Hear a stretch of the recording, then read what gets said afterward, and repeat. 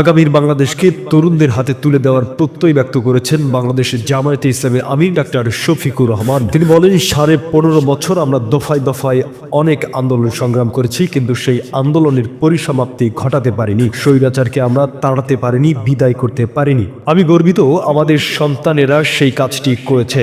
আমি আমাদের সন্তানদের ভালোবাসা উপহার দিলাম, শ্রদ্ধা জ্ঞাপন করছি, কৃতজ্ঞতা জ্ঞাপন করছি।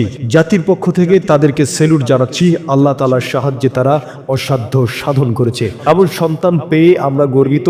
আগামীর বাংলাদেশকে আমরা তাদের হাতেই তুলে দিব। শনিবার সকালে মৌলভীবাজার জেলা সরকারি হাইস্কুল মাঠে জেলা শাখার উদ্যোগে আয়োজিত কর্মী সম্মেলনের প্রধান অতিথির বক্তব্যে এসব কথা বলেন তিনি। ডাক্তার শফিকুর রহমান বক্তব্যের শুরুতেই জুলাই আন্দোলনে বীর সৈনিকদের নিয়ে একটি গান উচ্চারণ করে বলেন, বুকের ভেতর তুমুল ঝড়, বুক পেতেছি গুলিকর। তাদের ক্ষোভটা ছিল 15.5 বছর। এই সময়টা তারা জাতির ঘাড়ে বসে সকল অধিকার কেড়ে নিয়েছিল, দেশটাকে শ্মশান কিংবা গোরস্থানে পরিণত করেছিল। এরা মাঝে মাঝে বলতো দেশে নাকি অনাবিল শান্তি বিরাজ করছে। আমরা বলতাম শান্তি তোমরা কায়েম করেছো কবরের মতো। 28 অক্টোবর তারা লাশের উপর নর্দন করেছে। তখনই তারা জানান দিয়েছিল যে ক্ষমতায় এসে গুম খুনের রাজ্য কায়েম করবে।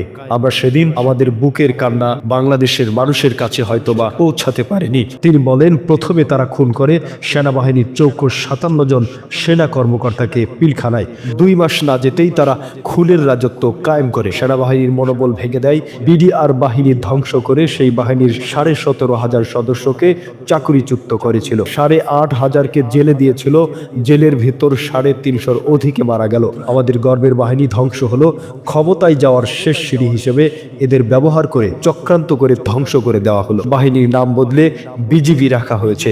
আগে নাম ছিল বাংলাদেশ রাইফেলস, আর এখন নাম হয়েছে বর্ডারের চৌকিদার। লোগো বদলিয়েছে, ড্রেস বদলিয়েছে, নাম বদলিয়ে ফেলেছে। কারা হত্যাকারী ছিল জাতিকে জানতে দেওয়া হলো না। লুকোচুরি করা হলো। রাতের অন্ধকারে বিদ্যুতের আলো কেড়ে নিয়ে অন্ধকার করে খুনিদের পালিয়ে যাওয়ার সুযোগ করে দেওয়া হলো। একটা বিশেষ দেশের প্লেন কেন ঢাকায় এসেছিল, এরপর হঠাৎ করে উধাও হয়ে গেল কিভাবে, তার জবাব স্বৈরাচারী সরকার না দিলেও একদিন তাদেরকে দিতে হবে। আমরা ওই হত্যাকাণ্ডের বিচার চাই। ভারতের উদ্দেশ্যে তিনি বলেন, প্রতিবেশী দেশ হিসেবে আপনারা শান্তিতে থাকেন, আমাদেরকেও শান্তিতে থাকতে দেন। আপনাদের পাকঘরে কি পাকাবেন আমরা জিজ্ঞেস করি না। আমাদের পাকঘরে উকি মারার চেষ্টা করবেন না।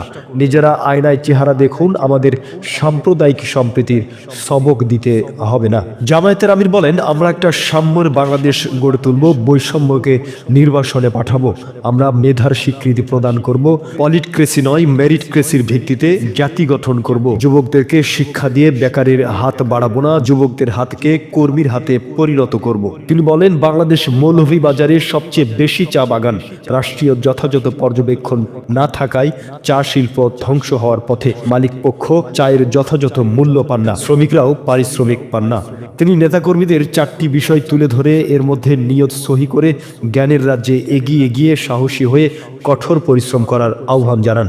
সর্বশেষ তিনি সমৃদ্ধ বাংলাদেশ গড়তে জাতিকে ঐক্যবদ্ধ থাকার আহ্বান জানান। এই চ্যানেলটি সাবস্ক্রাইব করে বেল বাটনে ক্লিক করুন। সংবাদ সংগ্রহে উৎসাহ দিন, পাশেই থাকুন।